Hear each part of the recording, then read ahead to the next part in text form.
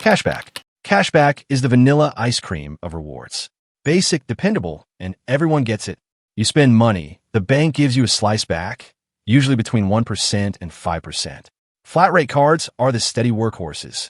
Every purchase, every time, you get the same return. 2% on everything. No categories, no nonsense.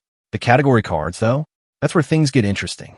They dangle rotating deals like 5% at gas stations this quarter, then groceries the next, then Amazon around the holidays. They want you checking calendars like a coupon-clipping grandma in a fintech suit. Done right, cashback is pure profit. You're already buying groceries, already filling your car with gas. The card just clips you a rebate and makes everyday life slightly cheaper.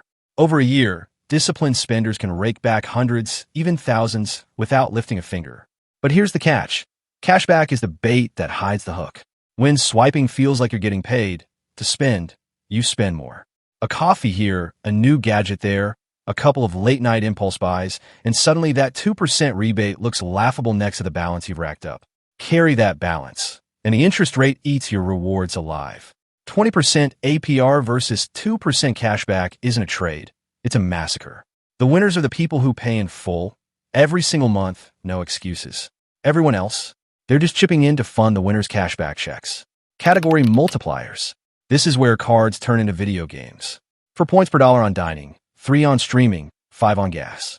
Every purchase becomes a puzzle. Which card gives me the most juice? If you keep track, the math can be beautiful. Dinner at a restaurant turns into a mountain of points. Streaming subscriptions suddenly feel like investments. Fill your tank, and it's practically raining rewards. For people who spend heavily in a few categories, multipliers turbocharge returns. But multipliers are psychological traps dressed as perks. Banks know if they slap a fat 5x on something, you'll start buying more of it. Suddenly, you're eating out twice as often because, hey, it's 4x points. You upgrade your Uber rides because 5x points makes it worth it. But those points are worth a penny each, maybe 2 if you're strategic. That $40 sushi night didn't magically get cheaper just because you earn a buck back in rewards. It got more expensive because you justified spending it. The players who win with multipliers are the ones who already spend heavily in those categories. If you're a business traveler eating out 5 nights a week, multipliers are free fuel. But if you're stretching your lifestyle to maximize points, you're falling straight into the bank's carefully placed snare. Points and miles. Points and miles are the magic beans of credit cards. Every swipe earns you invisible tokens you can cash in for flights, hotel stays, or once-in-a-lifetime upgrades. The dream is obvious.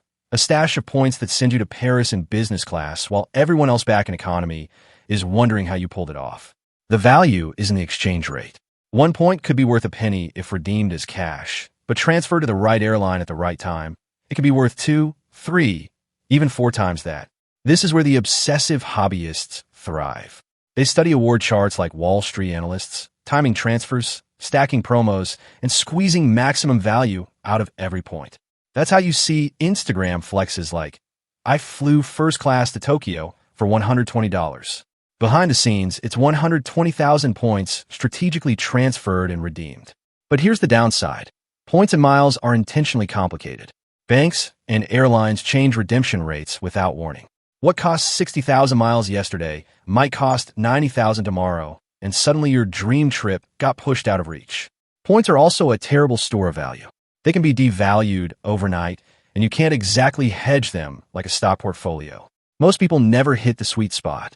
They redeem points for gift cards, cashback, or random purchases on Amazon, chopping their value in half.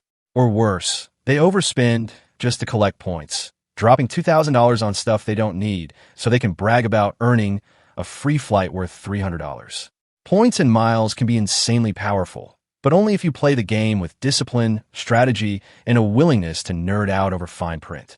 Otherwise, they're just confetti, fun to collect, but worthless when the party's over. Sign-up bonuses. Sign-up bonuses are the big, shiny jackpots. Spend a certain amount in the first 3 months, and the bank showers you with tens of thousands of points. Hit the right one, and you've got enough for a round trip to Europe or a week at a luxury resort. For disciplined cardholders, this is the fastest way to rack up rewards. Some people build entire travel strategies around churning, opening new cards, collecting the bonus, then moving on. Done right, a couple of bonuses a year can fund an entire vacation. But bonuses are double-edged swords. To unlock them, you usually have to spend thousands in a short window. If those are expenses you're going to pay anyway, rent, tuition, medical bills, it's free money. If you're buying new gadgets, splurging on clothes, or treating friends to dinners just to hit the threshold, you've already lost. The bank baited you into overspending, and whatever bonus you earned got buried under wasted purchases and potential interest. The real risk is psychological. People feel pressure to hit the target, even when it doesn't fit their budget. They tell themselves they'll make up for it later, but by then the damage is done. The sign-up bonus is only a win if you treat it like a strict game. Line up real bills, funnel them through the new card, and stop when you hit the goal. If you let FOMO or impulse take over, the jackpot turns into a landmine. Hidden perks. This is where premium cards flex hardest. Lounges, priority boarding, free checked bags, hotel credits, travel insurance, rental car coverage, extended warranties. All the extras most people forget about. These perks can be worth thousands if you actually use them. A single canceled trip covered by insurance can pay for your card's annual fee 10 times over. Lounge access saves frequent flyers a fortune in overpriced airport food and drinks. Extended warranties quietly replace broken electronics you would have paid out of pocket for. For organized, savvy travelers, hidden perks are like a secret VIP pass. But here's the twist. Most people never cash in. They forget to activate credits. They don't bother filing claims. They skim past the fine print that says, must use partner airline or register in advance. And so the banks keep cashing annual fees while most perks rot unused. These benefits only exist to make you feel like you're getting luxury treatment. The reality is, unless you're flying often, renting cars, and filing claims, you're leaving most of the value on the table. The winners are the obsessive planners. The people who know every perk, set reminders to activate credits, and squeeze every drop of value. Everyone else? They're paying $500 a year for a fancy piece of metal that mostly sits in their wallet looking pretty. Hidden perks are the difference between beating the bank and being played by it. Annual fees and trade-offs. Annual fees are the quiet tax on ambition. Some cards cost $95. Others charge $250, $450, even $695 just to exist in your wallet. For banks, it's guaranteed revenue before you ever swipe. For you, it's a gamble. Will the perks and rewards outweigh the cost?